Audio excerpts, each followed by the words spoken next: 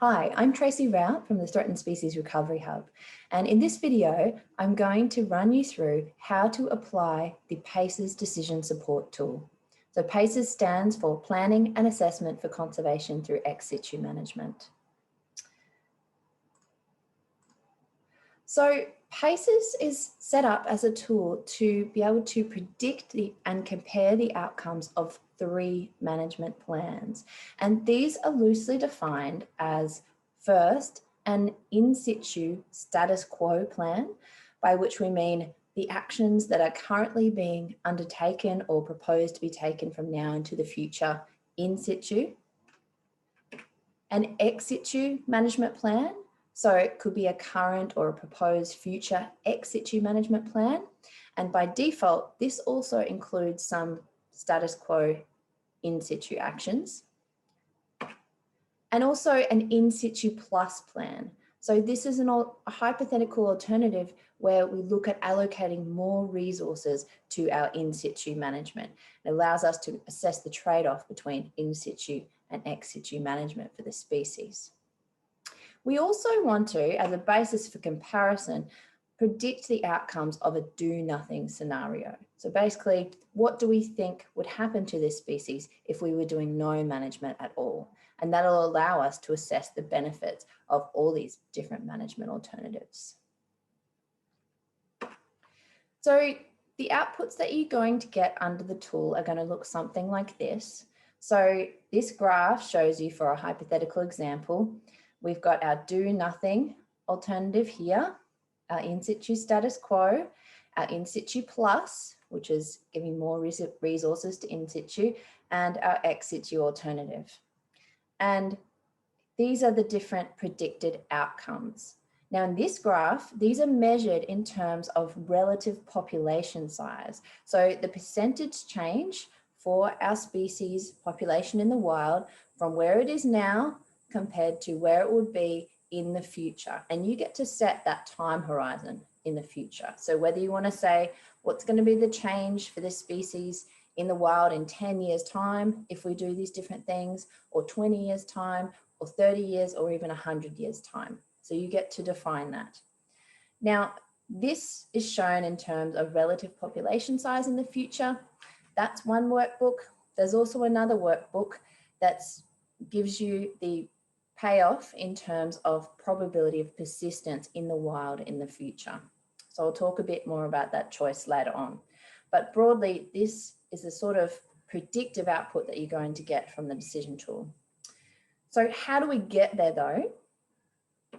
Well, underlying this is a decision tree. So basically, to make these predictions, we're going to have to break them up into these component pieces of all the different things that might happen, what are the uncertainties, and what do we predict might happen under different potential outcomes of those uncertainties.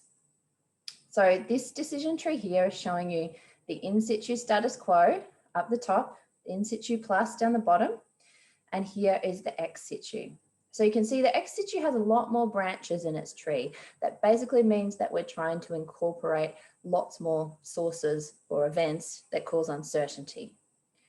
So for our in situ alternatives, we're only considering uncertainty in whether our in situ management can be successfully implemented. So this node here, the little circle here, is really asking, is the implementation of our management going to be successful, in which case we'd follow this branch, or is it going to be unsuccessful? And so there'll be a probability associated with that. If we're very confident in our management, we might have a high probability here, a high probability that it can be successfully implemented. So for example, if it's something that we have been doing up until now, and we have everything set up in order to do this management, we'll probably have a high probability here. And if it's something where we're going to be implementing something completely new and we don't really know whether as an organization we're going to be able to do that, then we would have a low probability here.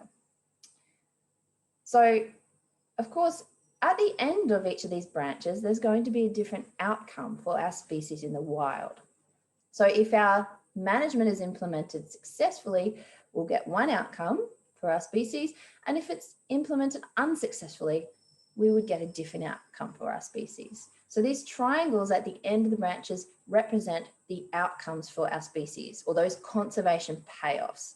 So here we're going to have predictions in terms of either relative population size change or probability of persistence, depending on whether we get a successful or unsuccessful outcome here. So the in-situ plus is the same. We're just considering uncertainty in the implementation of our in-situ management. As I mentioned before, with our ex-situ alternative, we by default assume that there is some in-situ management going on at the same time. Now you can change that if it doesn't apply for your species. So if, for example, you were bringing in from the wild all of the individuals. But by default, it does assume that you're going to be doing the same in-situ management as for your in-situ status quo. So this node here is asking, is that going to be successful or unsuccessful, that in-situ management? Then the next uncertainty that we're incorporating is what will be the impact on our wild source population of doing our ex-situ management. Will that impact be a trivial impact or will it be a material impact? And we'll be asking to predict the probability that it's going to be trivial or material. The next source of uncertainty is around the captive breeding. So either the breeding or propagation in our ex-situ conditions and release back into the wild. So what are the probabilities that that breeding or propagation is going to be successful? And what are the probabilities that our release back into the wild is going to be successful? So we're going to predict those separately and then combine them in the tree. Now, we're going to have, again, different outcomes for the wild population depending on what happens here in each of these nodes. So, for example, if our in-situ management is successful and our ex-situ program has only a trivial impact on the source population, and then the breeding and release is successful, we'll have one outcome for the wild population, and that we would assume that that would be a pretty good outcome. Now, it's definitely going to be a lot better than if our in-situ management is unsuccessful, we have a material impact on the source, and then the breeding or release is unsuccessful as well. So those are the two extreme, but there's also all these different outcomes that could happen in between where, you know, we might get a trivial impact on the source population but then the breeding or the release might be unsuccessful, or there's all these different outcomes that can happen. So we're going to be predicting these all separately, so making estimates for each of the probabilities in these circles and then each of the outcomes represented by these triangles, and then they're combined using this decision tree, the logic in this decision tree. Now, just because we're assuming that it has this structure, it doesn't necessarily mean that this impact always occurs before the breeding and release success. It's just the structure of the tree that enables us to then calculate the logical conclusions. So you'll notice when you download the tool, it's in the form of an Excel workbook, and there are actually 3 versions available of that workbook. There's the probability of persistence measure and the relative population size measure, and then there's also a version of relative population size measure with example. Now that's the one I'm going to be stepping you through today. It's been filled in with a hypothetical example so you can see what the tool looks like when information is entered into it. Now, these different measures refer to how we're going to be predicting the outcomes of our different possible management options for our species, whether we're going to be predicting those outcomes in terms of the probability of persistence of the species in the wild in the future, or in terms of relative population size in the future compared to now. I'll talk a bit more about that later. But for now, let's open our relative population size measure with the example so we can take a look. Okay, let's go back to the beginning. The first thing you'll see when you open up the tool is this outline page. So this gives you a bit of an overview about what the tool is trying to do. Basically, the tool is set up to enable you to define and then predict the outcomes of 3 different management options. These are loosely defined as an in-situ status quo option, which refers to current or planned management of populations in the wild, an ex-situ option, which refers to a current or planned ex-situ management of your species, and an in-situ plus option, which refers to an in-situ option that involves deploying more resources towards in-situ management. Now, this sheet here gives you a bit of an overview of the decision tree that's used in the tool. So this is the way that we're going to predict the outcomes of these different management options. And if you scroll over to the right, it gives you the citation for this tool and the acknowledgements. The second tab here is a quick guide. So this tells you that the instructions and explanation for the tool are going to be in text boxes throughout. The orange cells here are for entering data and information. So if you see an orange cell, you know that that's somewhere that requires you to enter something into it. And the green cells contain formulae or transferred data. Now I'll explain that a bit more as we go along, but basically this is where information is transferred from somewhere else in the workbook, and you are able to adapt that and change it if you wish, but just be aware that it's going to change the formulae in that cell if there are formulae in there. So be a bit careful about altering any of the green cells. There's also a table of contents on this page. So you can see that the different steps are color coded according to the tabs down the bottom. And it gives you those different steps. And if you click on them, on these links, it should take you to that step in the workbook.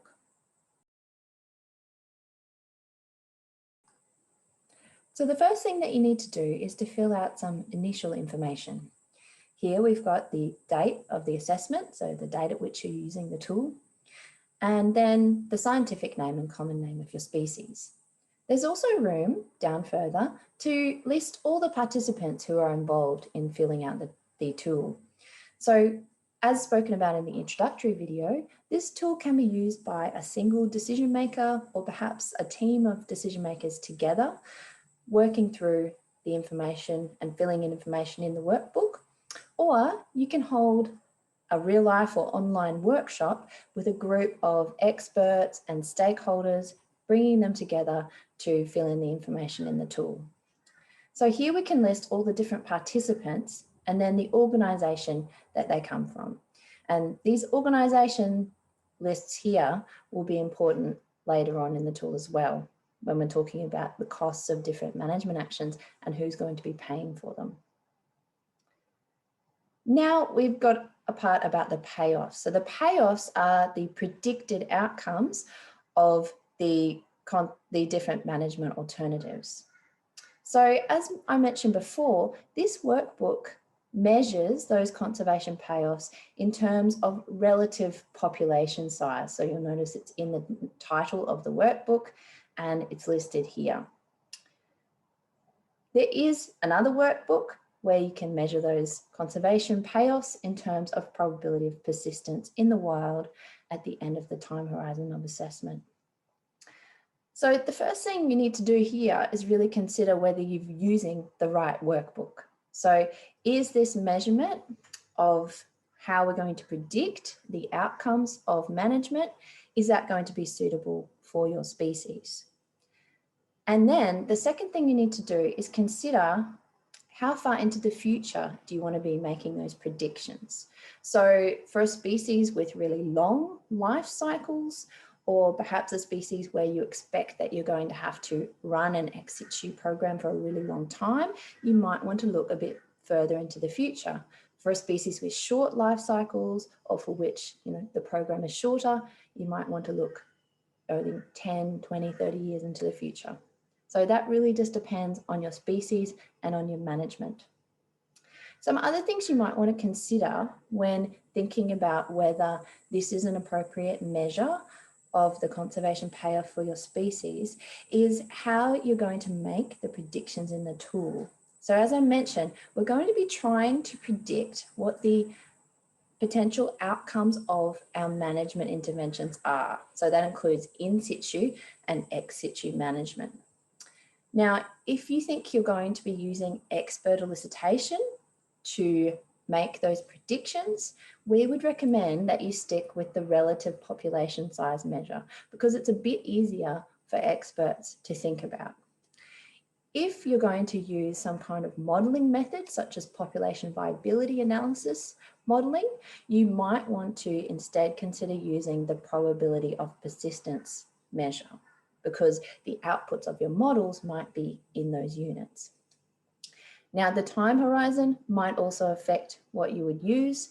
So you're going to be able to get a bigger change in probability of persistence of a species over a longer time horizon. So if you wanted to use that probability of persistence measure, you're probably going to want to look over a longer time horizon so you can differentiate between the outcomes of your different management alternatives. Whereas the relative population size measure is probably going to let you be able to discriminate between the outcomes of those different alternatives over a shorter time horizon. So this bit might involve quite a bit of thinking and discussion just to try and establish what are we going to try and predict for this species and over what time horizon.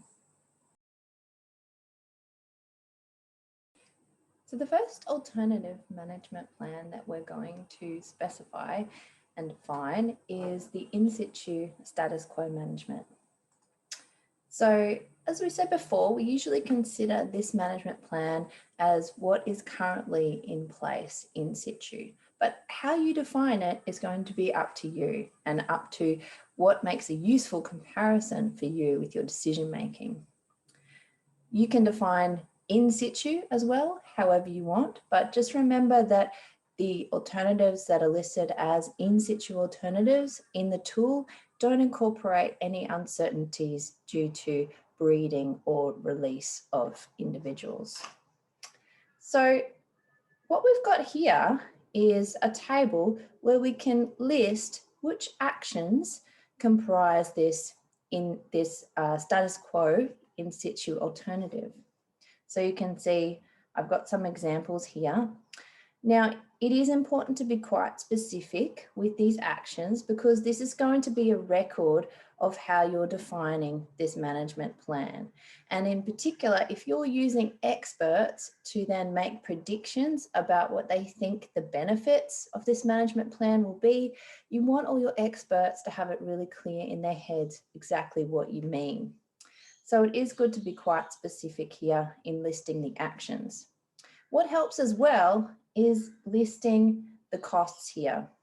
So we've got, as part of this table, capital costs. These are usually one-off costs to buy something or set up some process. And then annual maintenance cost, and these are the ongoing costs. So in each table, you can say what the start year and end year are for these costs. So for example, we've got the maintenance of existing predator-proof fences starts in year 1 and goes up to year 15. You don't want the end year to go beyond your year, the time horizon where you're predicting the outcomes of your management. You're only going up to that time horizon at the most. All right, so we've got a start year of 1 and an end year of 15. And then we can specify how much the materials are going to cost per annum. And then it will calculate the total cost here. So bear in mind, all these values in here are in thousands of dollars. And you can choose to discount future costs if you wish. So if you're planning into the future, some organisations like to discount those future costs at a discount rate. But if you're not discounting, just enter 0 into this discount rate box. You can enter the amount of money that it costs for materials, or you could actually put number of person days in here, if that's a more useful way to specify costs. So for example, that action, going back here, that action is about research and monitoring. And we know that for 15 years, we're going to have 10 persons days used for that. So down here, we need to enter the personnel costs, and then the person day costs will be calculated from that. So you can see as well that this calculates the total cost. So this is in green, so that's calculated for you. You can then say who's going to pay for each one of those costs. And that will appear in a drop-down menu where the organisations that appear here are the ones that are on your initial information tab. So these organisations here. So it's sort of saying if you expect people to pay for it, maybe they should be involved in the decision-making process, but you can change that. You could list additional organisations here if you wish. So the total cost is here, and then we have organisational contributions as well, and the total there. So that's the cost component of this sheet. The other component here is defining exactly what we mean by success. So if you remember in the decision tree, let's go back. In the decision tree, for our in-situ status quo alternative, we had this uncertainty introduced by whether we thought that implementation of that management plan was going to be successful or unsuccessful. Now this is about defining exactly what we mean by successful implementation. So we need to say, what's the estimated time to the implementation of this plan? How many years will it take for us to implement this plan? And again, it should be equal to or less than that time horizon of assessment. And then in this part, we specify what proportion of the plan, so these actions, needs to be completed within this time horizon for you to regard implementation as a success. So with these values in here, what we're saying is that for us to regard the implementation of this plan as being successful, 95% of these actions would need to be implemented within 1 year of starting this plan. Now, obviously that threshold is going to depend on what actions you include here.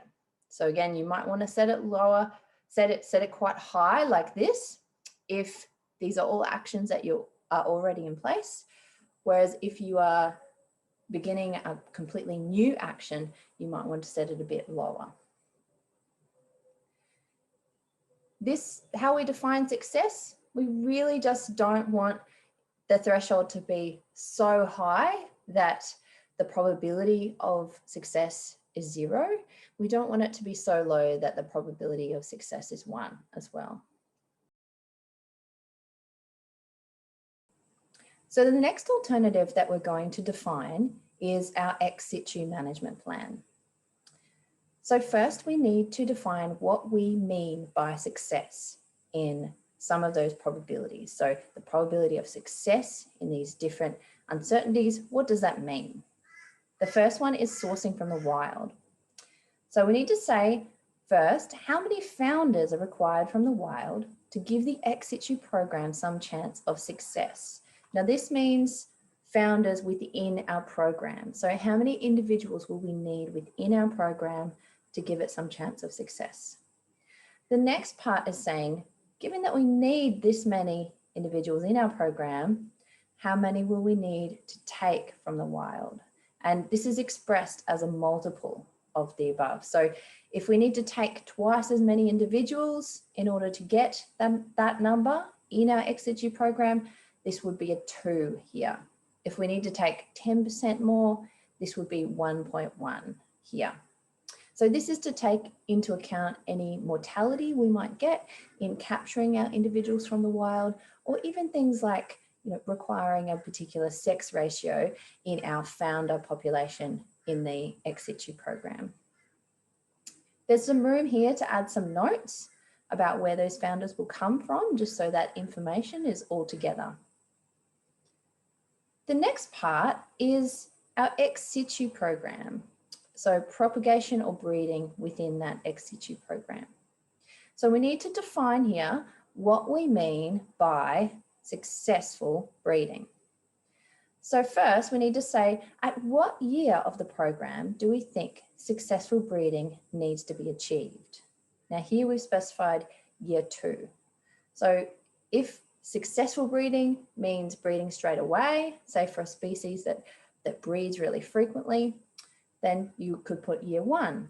If successful breeding, if it wouldn't be unusual for them not to breed for 5 years, you could put year 5.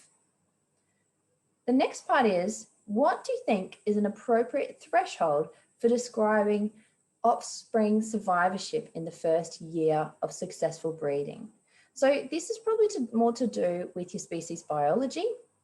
So it can be, a time of weaning away from the parents, things like that. So this is, here we've specified 11 months. So this is the threshold for describing offspring survivorship.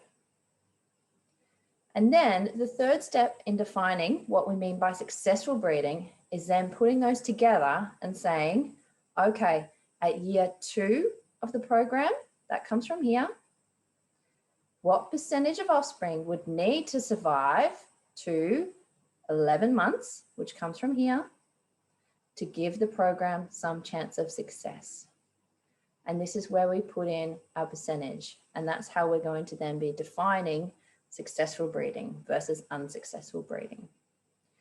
Now, this might take a bit of discussion to work this out. That there might be thresholds here that make sense biologically for your species, or there might not be. And you've got to really tease out the difference as well between what you would really like to achieve in your program and what you think is feasible for your program. Now, what we're setting here isn't really either of those things. This is really just saying, at what threshold are we going to consider, above that threshold a success and below that threshold not a success. And as I said before, when we're setting these thresholds, it's really important to not to set them too high so that the chance of success is 0. We don't want to set them too low so that the chance of success would be 1. We want to set that threshold somewhere in between so that there's going to be some chance of success and some chance that it's not successful, so that we can take into account those uncertainties. There's also a space here to take some notes on the captive breeding or propagation program to keep that information together. And also sometimes you need to note here some assumptions that you've made in setting these thresholds. That's a good place to do that.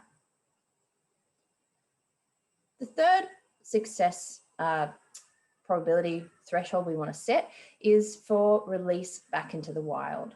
So first we look at over what time horizon, in months now, not years, does it make sense to think about the survival of our released individuals in the wild? And so this might be, some kind of biological setting, or it might be something like how long you're planning to be monitoring those individuals for. And then what proportion of our released individuals would need to survive in the wild for that time. So here we've got 5 months after release, and that comes from here, to give the program some chance of success. And again, we've got some room here to take notes about that. So those 3 sections are about setting what success means in our decision tree. So when we say, that our breeding and release is successful, what exactly do we mean by that? The next part of our ex-situ management management plan is this cost table. And this is the same as for the in-situ status quo plan. So there's room here to list all the different items or actions that are going to form part of your ex-situ management. There's room to put start and end years for capital costs and annual maintenance costs. And again, you can see the total cost is calculated here for you in the green column. There's a discount rate that you can put in here. Now, this is automatically taken from your status quo plan. So if you enter the discount rate for your status quo plan, that's going to come over here. And you can override that if you want, and it will be used to calculate these costs. We've also got a median annual salary here that we can enter so that we can use this personnel time then to calculate costs as well. And so all the costs are calculated, and then again, we can nominate which investor is going to pay for each of those costs. And so the total cost is calculated here. Now that's for the ex-situ component of our ex-situ management plan. As I mentioned before, by default, we assume that as part of your ex-situ management plan, you're going to be doing some in-situ management as well. By default, we assume that that's going to be the same as the management that's going on in your in-situ status quo plan. So you can see this table here is all green, and that's because this has been transferred over from our in-situ status quo plan table. So by default, that's what's been assumed, but if that's not going to be the case, you can alter this. So you could delete actions here, you could add new actions and specify new costs. Just bear in mind that whenever you're overriding any green cells, it means, there is a formula in those cells. When you override it, it can be hard to get that formula back if you want to use it again. And also, so these costs are calculated here. So if you overwrite these ones, it should be able to calculate the costs of your new entries. So this is the total cost of the in-situ component. Again, we've got a discount rate, personnel costs. So the total cost of our ex-situ management plan, though, is going to be the sum of those. So that's calculated further down here. So this is our ex-situ and in-situ components. The total cost is this, and it shows you the organisation contributions to that total cost.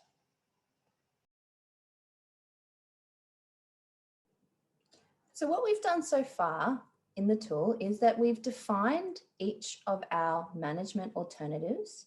So these three. And we've also defined what we mean by successful or unsuccessful in each of these branches of our decision tree, or here, trivial impact versus material impact. Now, the next step that we need to do is to estimate what the probabilities are here of these nodes. So what's the probability that our in-situ status quo plan will be successfully implemented? What's the probability that our ex-situ alternative, for example, will have a trivial impact on the source population? What are the probabilities of breeding success and release success for our ex-situ management plan? We've also got to estimate these conservation payoffs, so these triangles at the end of the branches of all our decision trees. So these are what will happen to our population in the wild if these different events happen in a certain way. So if these things are successful or unsuccessful, what's going to be the result for our population in the wild? So first, I'm going to go through how you would do that via expert elicitation. So you'll notice in the PACES tool, there are quite a few tabs devoted to expert elicitation, and these are all coloured in blue. So first, the tab 4, we've got a guide to an expert elicitation process here. And we do reference this paper, Hemming et al. 2018. That's a really valuable resource if you're going to facilitate your own expert elicitation process. So our expert elicitation process that the tool facilitates is the IDEA protocol. So that stands for investigate, discuss, estimate, and aggregate. Now, the process itself has been tested, and it's found that by following this kind of process, you really guard against things like groupthink and overconfidence in your experts. So the first thing you want to do as part of your process is to give all your experts the same information. Now, the PACES tool can help with that because it can become a bit of a repository for all the information about your species and about the different management plans that you're trying to compare. So make sure your experts have access to all the information that you've put in the tool so far. Next, you want to provide experts with the elicitation forms to complete. So these are the forms that ask the questions, and question format is really important in expert elicitation. You want your questions to be very specific and you want them to be asked in the right order. And that's why in the tool, we've got these forms here that have been automatically populated with the right questions from all the information you've entered so far. So this form 1 for events, that's going to be asking your experts for these probabilities of success. So these probabilities here represented by the circles in the decision tree. And there are 5 of those. This form for payoffs, this is going to be asking your experts for the triangles that are at the end of the branches of your decision tree. So these are what's going to be the outcome for our species in the wild at the end of our time horizon, given our management decision, but also given these outcomes here. So there are 13 of those. So you'll notice that the elicitation form for the payoffs will differ depending on which workbook you're using. So this workbook I'm showing you is for the relative population size measure. And so we've got a bit of an explainer here about what we mean by different percentage changes in population size. And that's to clarify that for your experts and make sure that they have the same idea in their heads about what they mean by certain numbers there. Now, the other workbook, as we said before, is for the probability of persistence in the wild. So all the questions are here. Now, you'll also notice that for the events, because these are probabilities, we just ask our experts for their best estimate of those probabilities. With our relative population size measure, we are then asking our experts for a lower bound, an upper bound, a best estimate, and a confidence level. Now, the Hemming et al. Paper can give you a bit more guidance on why it is that we don't ask experts for bounds for an interval and confidence level when we're asking for probabilities. It's basically because it's very difficult for people to process in their brains, but there's more guidance about that in there. So you will find if you're using the probability of persistence workbook, we just ask our experts in that workbook for their best estimates. We don't ask for intervals and levels of confidence. But for this workbook, we are asking our experts to specify that interval and specify how confident they are that the true value lies within that interval.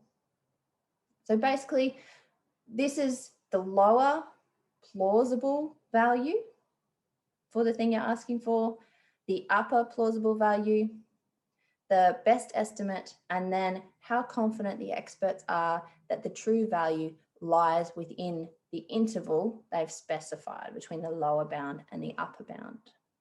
So the order in which you ask these questions is really important, and it can be good for you to go through exactly what you mean by these with your experts. Now, when we're talking about confidence level, the experts should specify confidence level 50% or greater. So if you think about it, if you are 50% confident that the true value lies within the bound that you've given, that means that you think the true value is just as likely to be inside your bound as it is to be outside of your bound. So that's the least confident you could be, really. If you give a value lower than that, then that means that you think it's more likely that the true value is actually outside of the interval you specified. So it really thinks that it means that maybe you need to rethink that interval. It doesn't really make sense. So tell your experts you want them to give a value there that's 50% or greater. Now, as I said, there's more details on how to do this in that Hemming et al. Paper. So for each of these forms, you can print them out and give them to your experts to fill in. Or you could give the experts, if you're doing it online, for example, you could email them a version of the workbook with all the information in and ask them to fill out these different forms and send them back to you. So in your expert elicitation process, you want the experts to do their first estimates on their own, independently, without discussing it with the other experts, because you really want to know what people think themselves. So get them to do that. That's the investigate step in our IDEA protocol. They investigate it themselves by reading the information, making those first estimates. The next step in the IDEA protocol is discuss. So what you want to do in that step is to show the experts what everyone has said and allow them to discuss it. So you can enter in all the data that the experts send you in this sheet here, and then it will be summarized and displayed in these two tabs, group results events and group results payoffs. So in the discuss section of your IDEA protocol, you want to show all your experts these results, and notice that they are anonymized, so the experts can't identify each other, although the facilitator will of course know which expert is which, but they're anonymized, so experts can feel free to say what they really, give estimates of what they really think, and then they can discuss those results. So they can discuss, what's the reasoning that brought them to their estimate. Experts are allowed to self-identify. They can say, oh, look, this was me here, and I think that because whatever reason. But as the facilitator, you don't want to identify any of the experts. Now, in this group, results for payoffs, we've got the confidence levels are all specified, and these are now in this graph, these are all adjusted to all be 90% limits, regardless of what confidence level your experts specified. So if your experts might look at this and say, oh, that's not what I wrote. It's because it's been adjusted so that each expert's estimate can be directly compared and that they can be summarized as a group estimate as well. So after the discussion stage, you get your experts to re-evaluate their estimates. So this is in the estimate page, so you want to get their final estimates then. And then it's aggregate. So again, you would ask your experts to, perhaps you want to give them these forms again with the values they put, and they can adjust them and change any of those values they want to change, or they can keep some the same if they want to keep them the same. They send them back to you. You adjust it in this sheet, the elicitation data entry sheet, and then the adjusted estimates will be all put into these graphs again, and you can show them to the experts again. So that's the expert elicitation process and how it's facilitated in the PACES tool.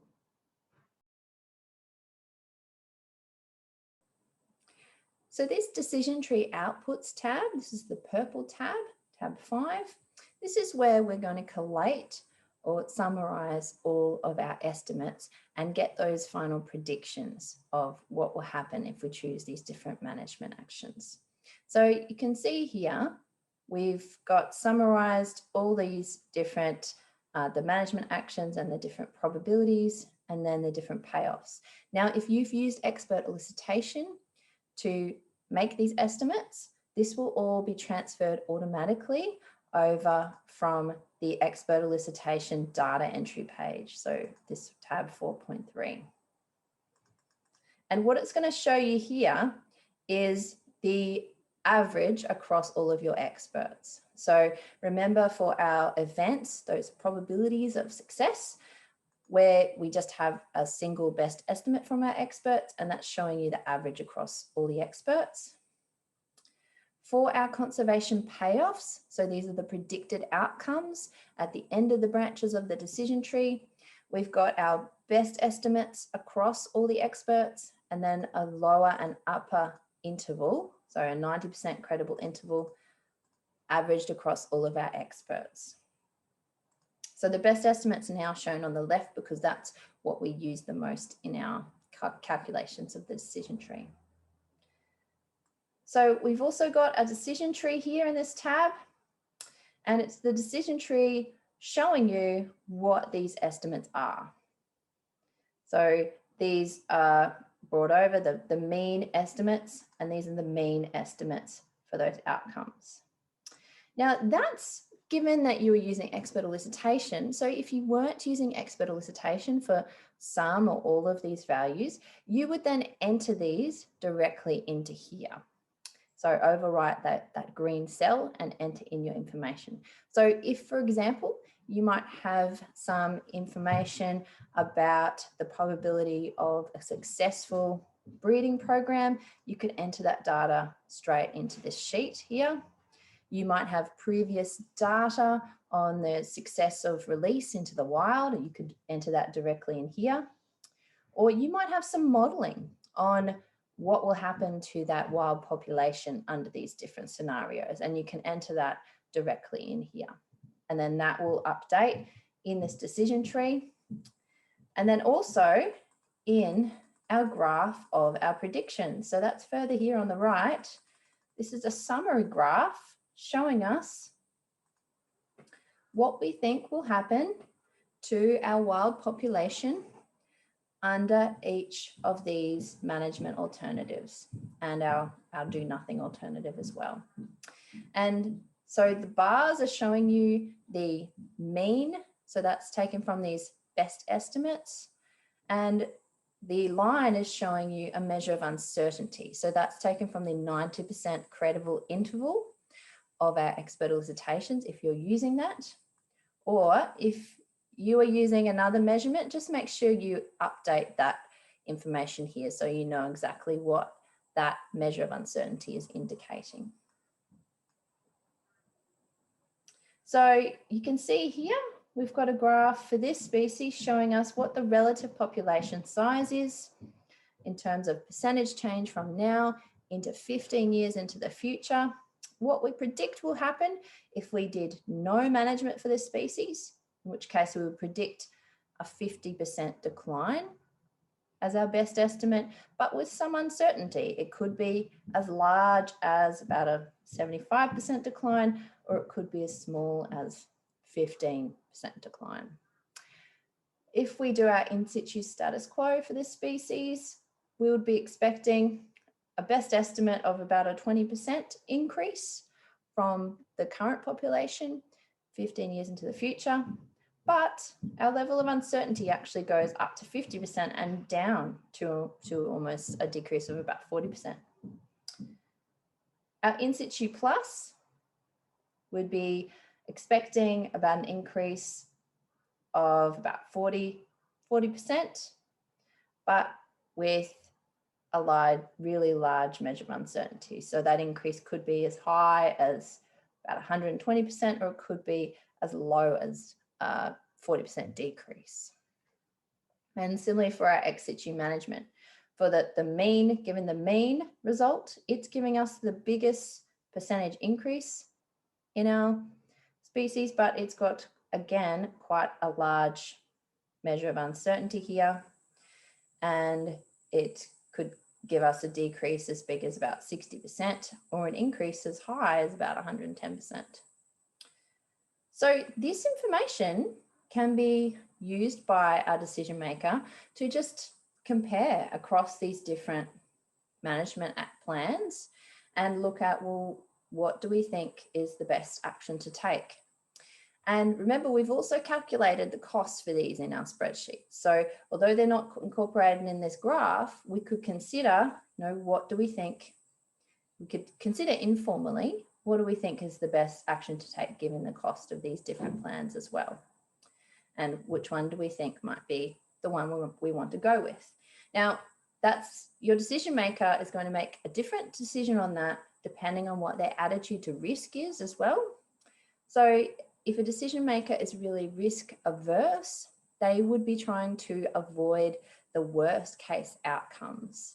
So a risk averse decision maker might look at this graph and think they really want to avoid the possibility of having a really bad outcome. So they might even choose the in situ status quo because that's got the highest lower bound here. Or maybe in situ plus, it's pretty close there. A risk tolerant decision maker though, they are more likely to want to capitalize on the possibility of getting really good outcomes. So they would want to look at the alternatives that have the highest higher bounds. So say the in situ plus alternative here. And if your decision maker is risk neutral, that means that they'll make their decision based only on the expected values, so on these mean bars here, rather than considering the possibility of higher or lower values in that uncertainty. So a risk neutral decision maker would probably choose this ex situ based just on these outcomes and not on the trade-offs given between the outcomes and the cost of those different management actions. To consider the trade-offs and what the decision makers or stakeholders' willingness to pay is for these different conservation outcomes, we've also incorporated these tabs here, value judgments.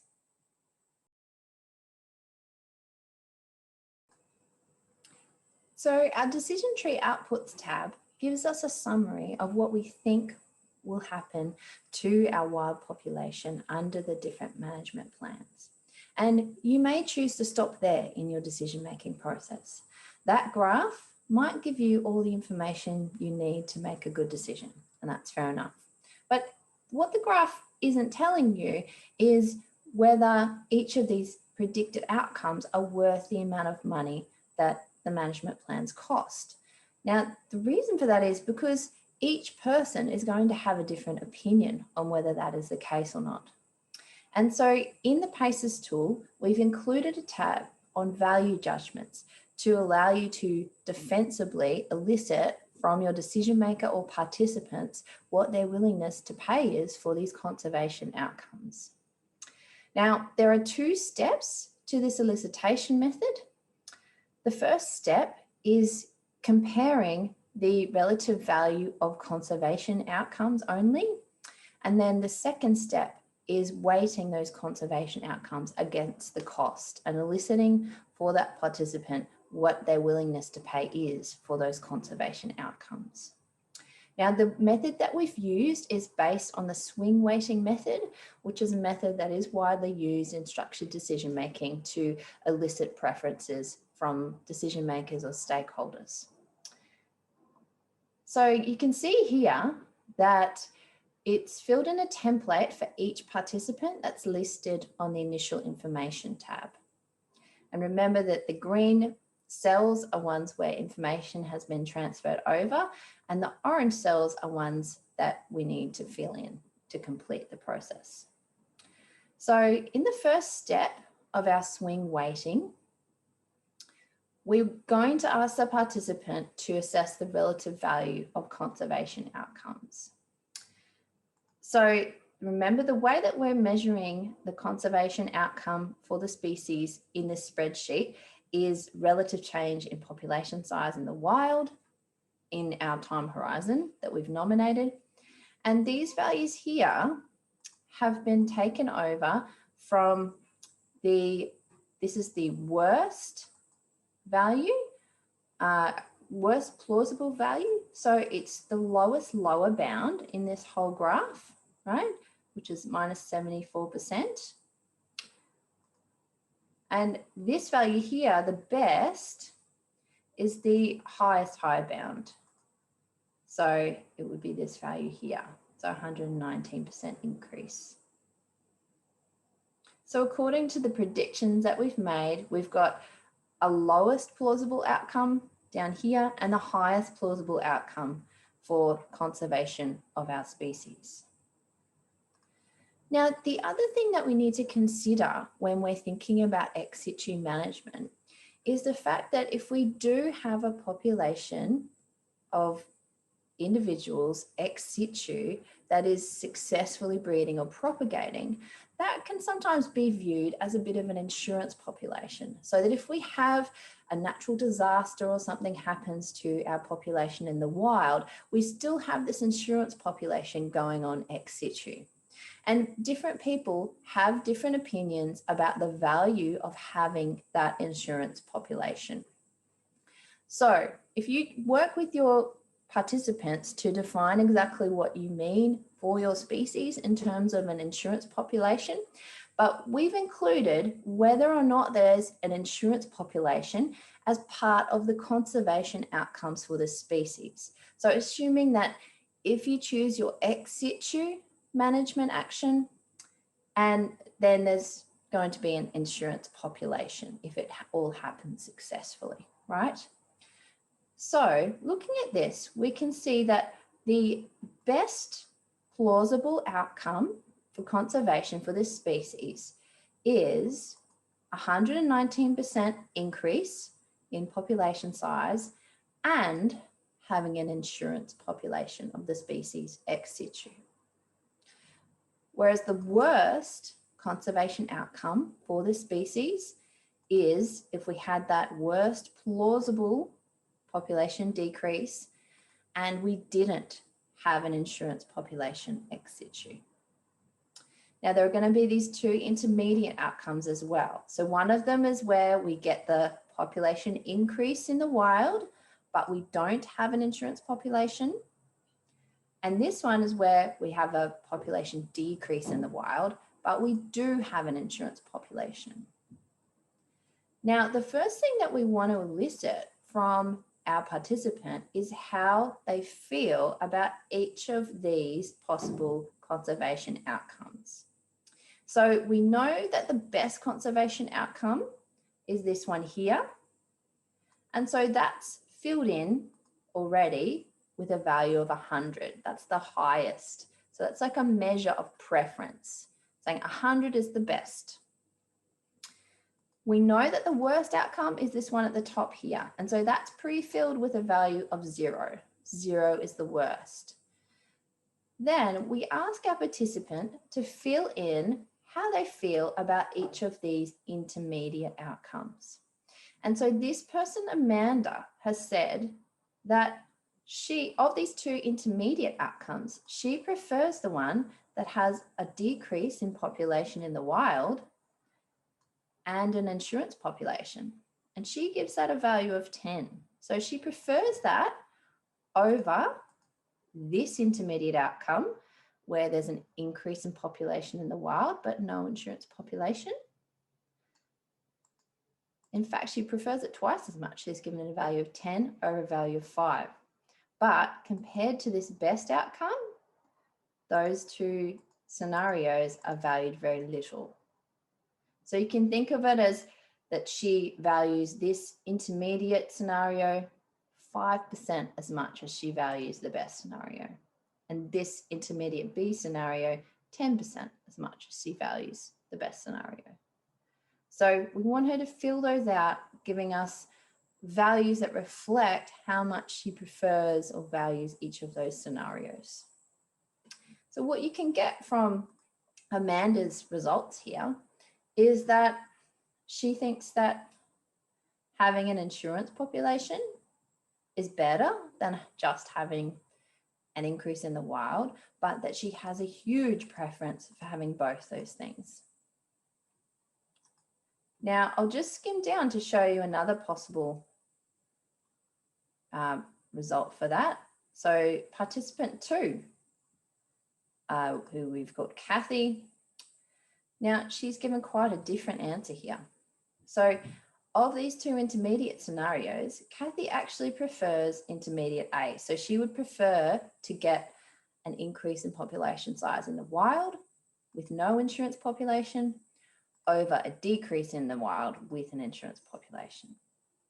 And she cares about this population increase about 80% as much as she cares about getting both those things. So that's probably a big component. This population size in the wild for her is a big component of why she would prefer this conservation outcome. Whereas having the decrease in the wild, but with the insurance population, she cares about that about half as much. So you can see how that's an expression of how much people care about each one of these things. Now let's move back to Amanda for step 2. So now that we've weighted those relative conservation outcomes and we've tried to elicit from the participants how much they care about that insurance population component, and that may be more or less important depending on the species as well.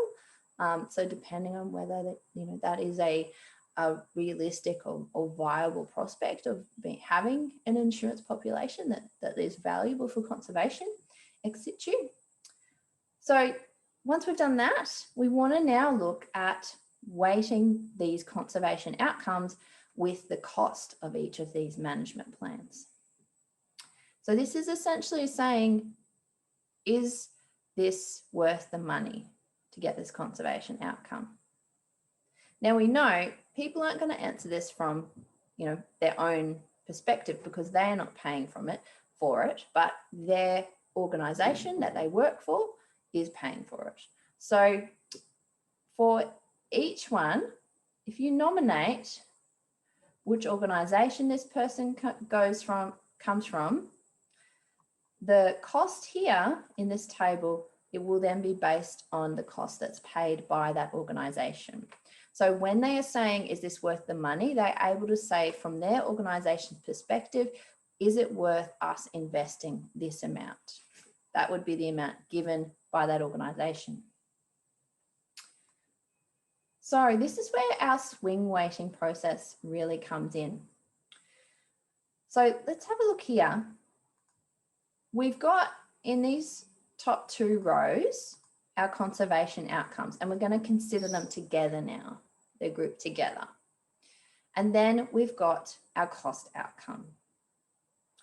What this is showing here in this column is the worst plausible outcome for conservation is these 2, and for cost is this one. So our worst conservation outcome, as we said up here in this row, is a 74% decrease in population size with no insurance population. So you can see that here. That's the worst conservation outcome.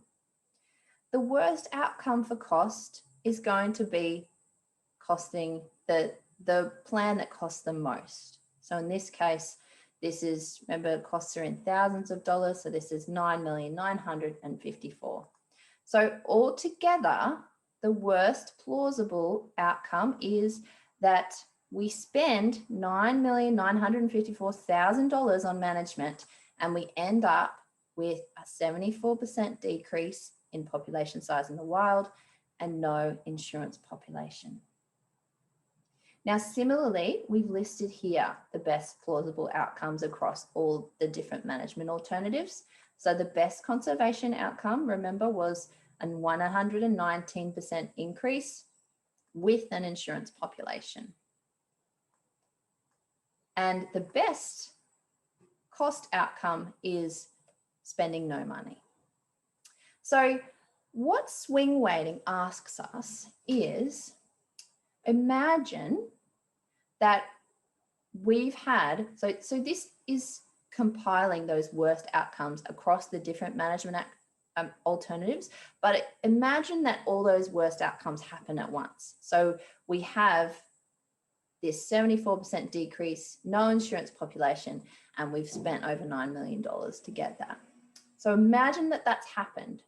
Now, if you had the power to swing one of these, so either your conservation outcomes or your cost outcomes, if you had the power to swing one of those from the worst across to the best, which one would you prefer to swing first?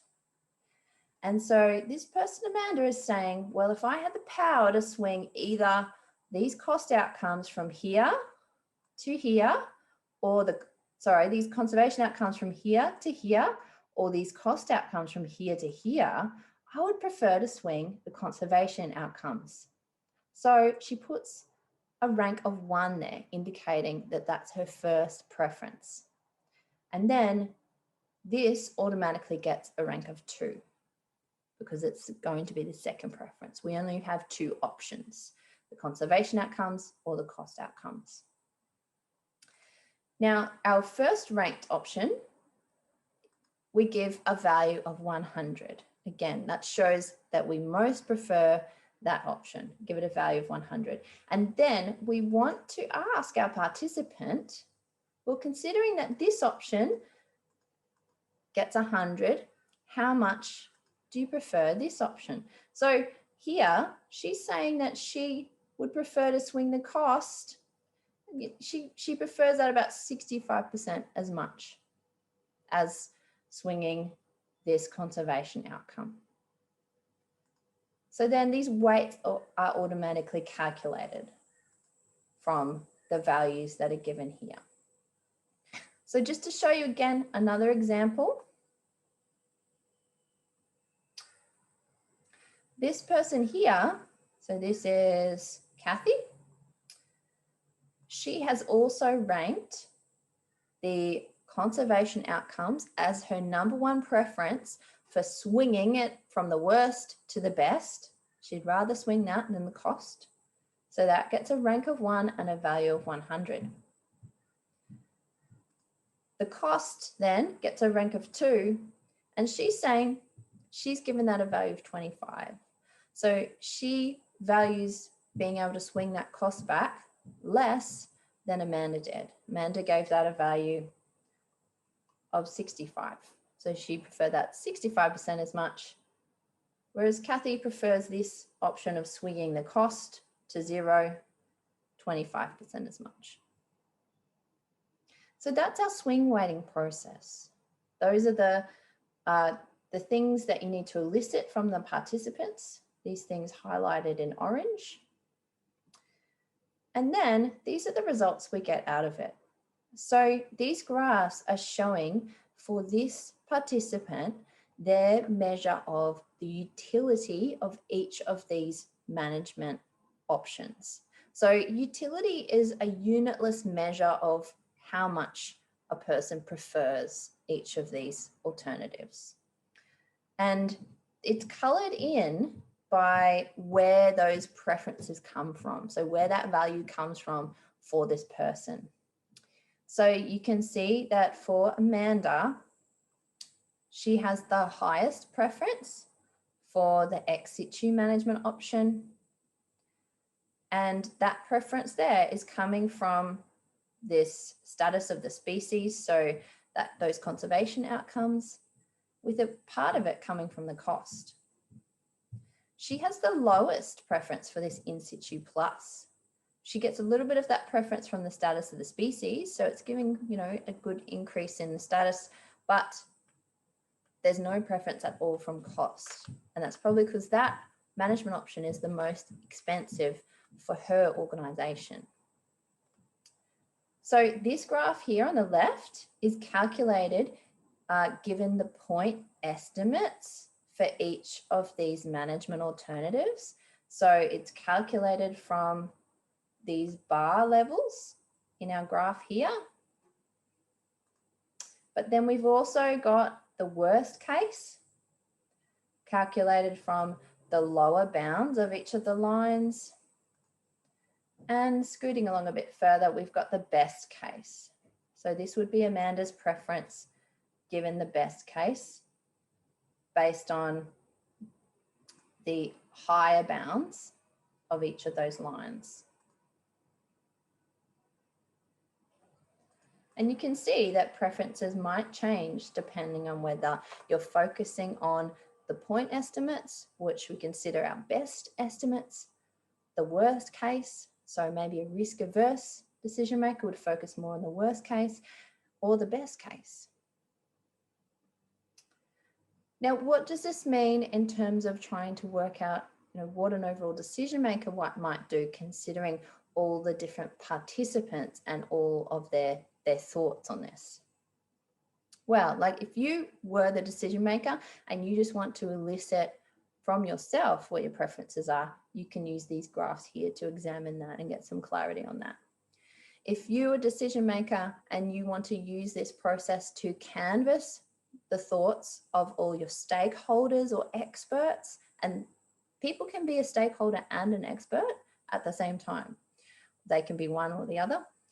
And then you can view the value judgment summary. So this is showing you across all of those participants, which alternative are these people supporting, meaning that it's in their top 2 preferences, or opposing, meaning that it's in their bottom 2 preferences of all the management alternatives. So you can see that given the data in this sheet, we've got for participants 1, 2, 3, 4, 5, 6. We've highlighted in green the top 2 preferences of each participant. You can kind of see that most participants have either the ex-situ or the in-situ plus in their top 2, but not all. So all of the participants, however, have the ex-situ as one of their top 2. So you can see that there is a unanimous support here for the ex-situ plan. There's mixed support for in-situ plus, and there's little support for the other 2 management alternatives. So if you were a decision maker and you wanted to scope out what all your different stakeholders from different organizations were thinking about the different management alternatives, this could be a good way to do it, because you can easily see here which management plans are unanimously supported versus mostly supported versus opposed.